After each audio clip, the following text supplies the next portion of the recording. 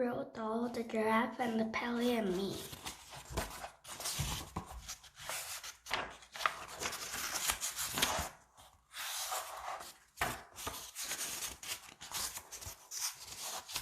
Not far from where I live, there is a queer old empty wooden house standing all by itself on the side of the road.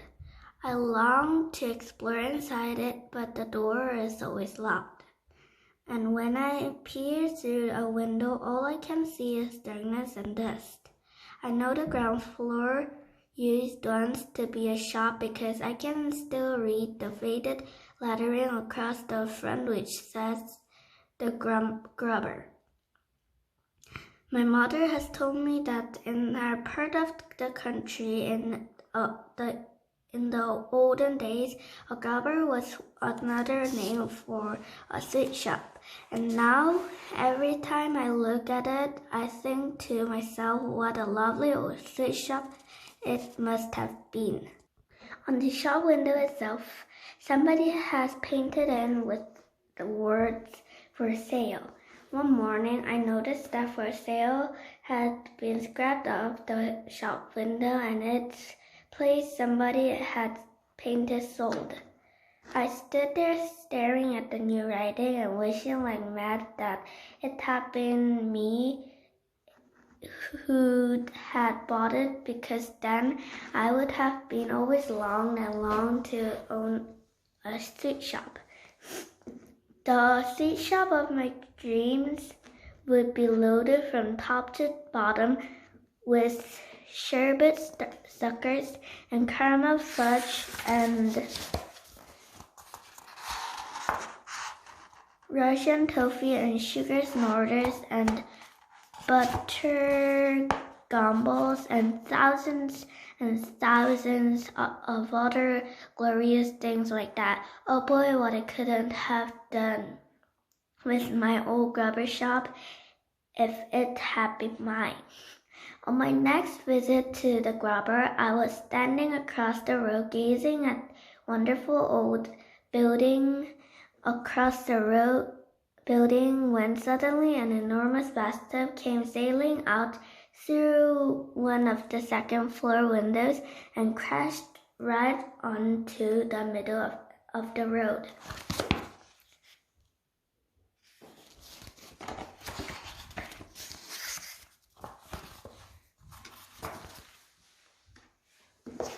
A few moments later, a white porcelain Lafferty pan with the wooden seat still on it came flying out of the same window and landed with a wonderful splintering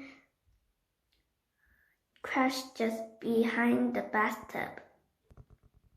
This was followed by a kitchen sink and an empty canary cage and a 4-poster bed and 2 hot water bottles and a rocking horse and a sewing machine and goodness knows what else besides. It looked as though some madman was ripping out the whole of the inside of the house, because now pieces of staircases and bits of the banisters and a whole lot of old floorboards came whistling through the windows. Then there was silence. I waited and waited, but not another sound came from within the building. I crossed the road and stood right under the windows and called out, Is anybody at home?" There was no answer. In the end, it began to get dark, so I had to turn away and start walking home. But you can bet your life nothing was going to stop me from hurrying back there again tomorrow morning to see what the next surprise was going to be.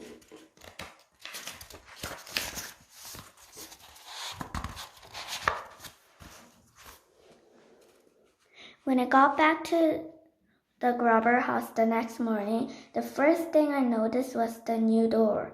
The dirty old brown door had been taken out and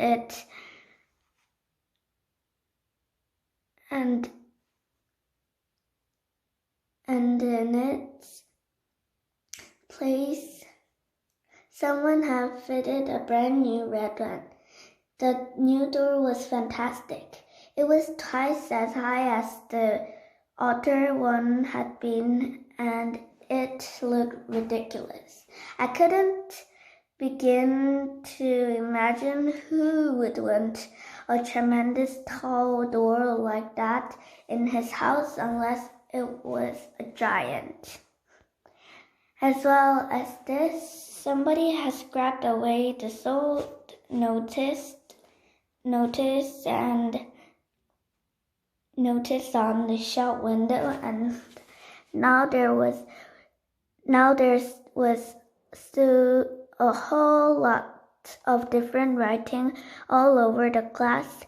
I stood there reading it and trying to figure out what on earth it all meant.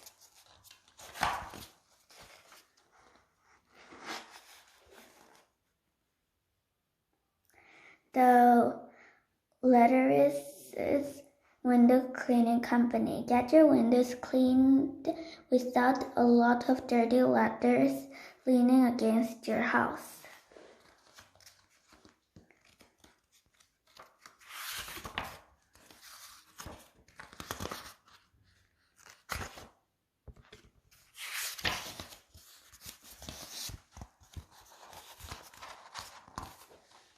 I tried to catch some sign or sound of movement inside the house, but there was none, until all of a sudden, out of the corner of my eye, I noticed that one of the windows on the top floor was slowly beginning to open outwards.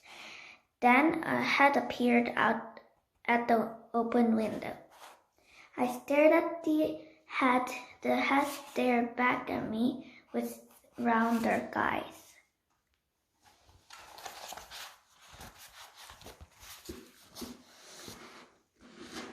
Suddenly, a second window was flung wide open, and all of the crazy things, a gigantic white bird, hopped out and perched on the windowsill.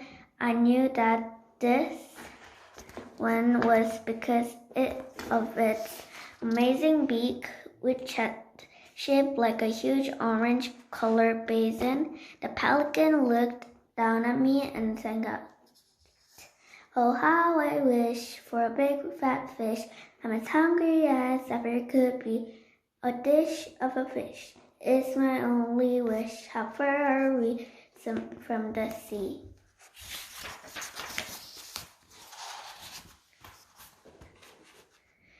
"We're a long way from the sea," I called back to him, "but there is no fishmonger in the village not far away."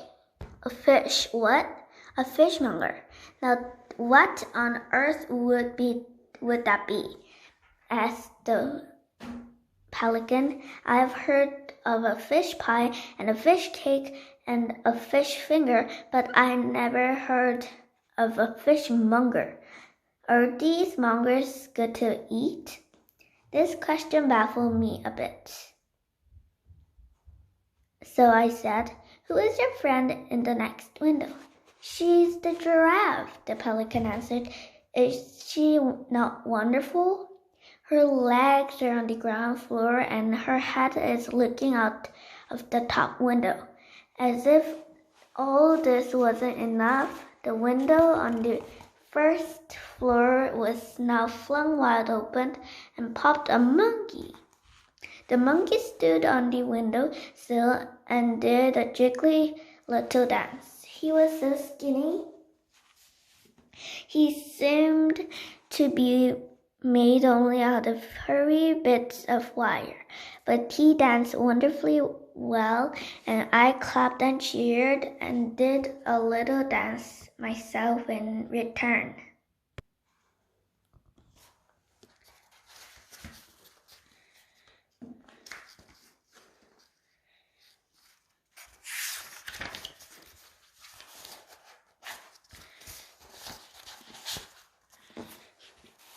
You're the window cleaners, sang out the monkey. We will polish your glass till it's shining like brass, and it sparkles like sun on the sea. We're quickly and polite. We will come day or night, the giraffe and Pelly and me. We're a fabulous crew, we know just what to do. And we never stop work to drink tea. Oh, your windows will glow when we give them a go. The giraffe and Pelly and me. We use water and soap, but some kindness and hope. But we never use ladders, not we. Who needs ladders at all when you're 30 feet tall? Not giraffe and not Pelly, not me.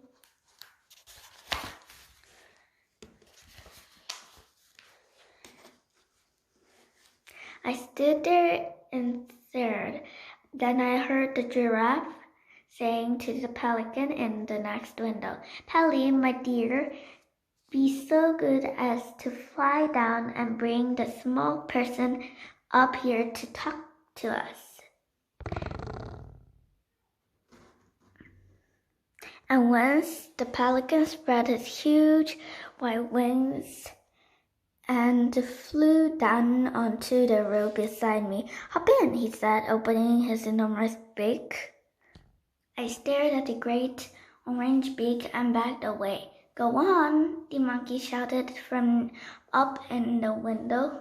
The pelly isn't going to swallow you. Climb in. I said to the pelican, I'll only get in if you've promised not to shut your beak once I'm inside. You have nothing to fear, cried the pelican, and let me tell you why. I have a very special beak. A special beak have I. You'll never see a beak so fine, I don't care where you go. There's a magic in this beak of mine.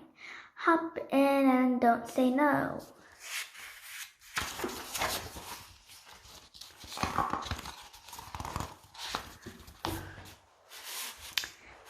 I will not hop in, I said, unless you swear, your honor, you won't shut in once I'm inside. I don't like small dark places. When I have done what I am just about to do, said the pelican, I won't be able to shut it. You don't seem to understand how my beak works. Show me, I said. Watch this, cried the pelican. I watched in amazement as the top half of the pelican's beak to slide smoothly backwards into his head until the whole thing was almost out of sight. It bends and goes down inside the back of my neck, cried the pelican. Is that not sensible? Is it not magical? It's unbelievable, I said. It's exactly like one of those metal tape measures when my father got at home. When it's out, it's straight. When you slide it back in, it bends and disappears.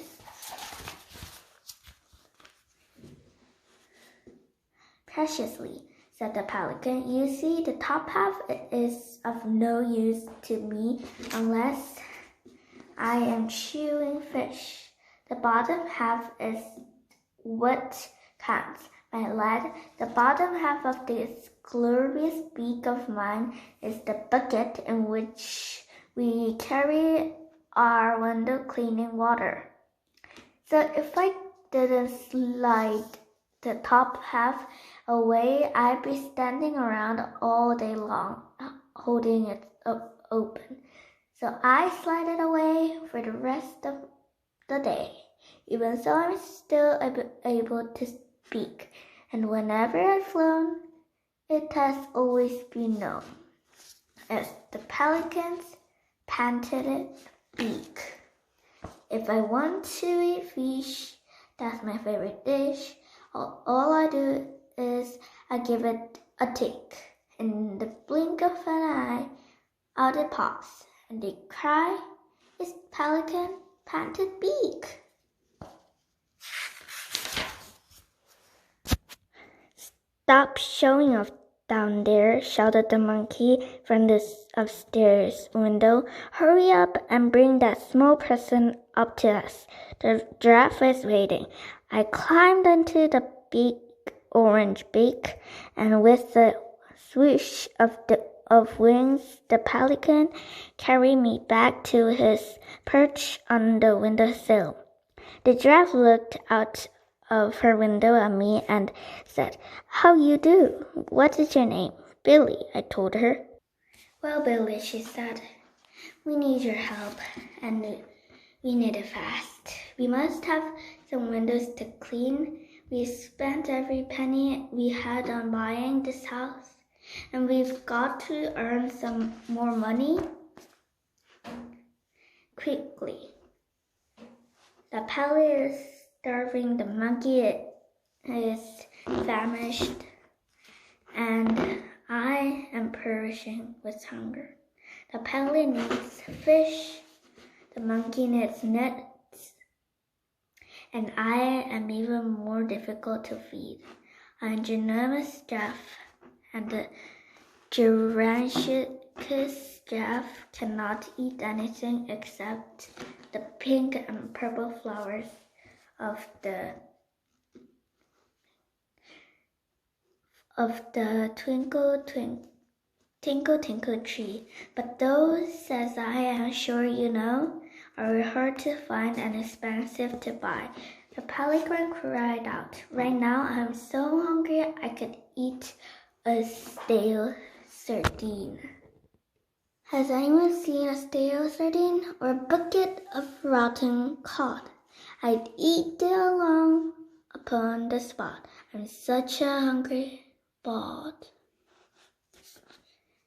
Every time the pelican spoke on the beak, I was standing and jiggle madly up and down, and the more excited he got, the more it jiggled.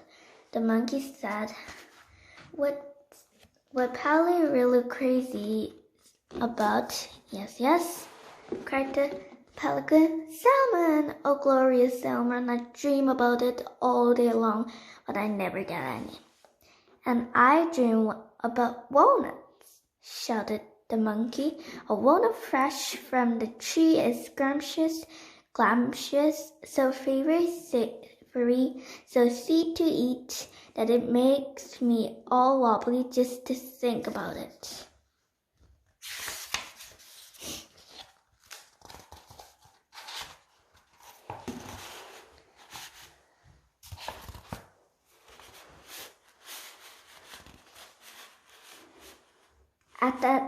At exactly that moment, a huge white Rolls-Royce pulled up right below us, and a chaffer in a blue and gold uniform got out. He was carrying an envelope in one gloved hand. "Good heavens," I whispered. "That's the Duke of Hampshire." "Who's he?" asked the giraffe. "He's the richest man in England," I said. The chaffer knocked on the door of the grubber. He looked up and saw us. He saw the giraffe, the pelly, the monkey, and me all staring down at him from above. But not a muscle moved in his face, not an eyebrow was raised. The chaffers of the rich men are never surprised by anything they see. The chaffer said, "His Grace, the Duke of Hampshire, has instructed me to deliver this envelope to the Ladderless Window Cleaning Company." "That's us!" cried the monkey. The giraffe said, "Be so good as to open the envelope and read us the letter." The chaffer unfolded the letter and began to read. "Dear sirs, I saw your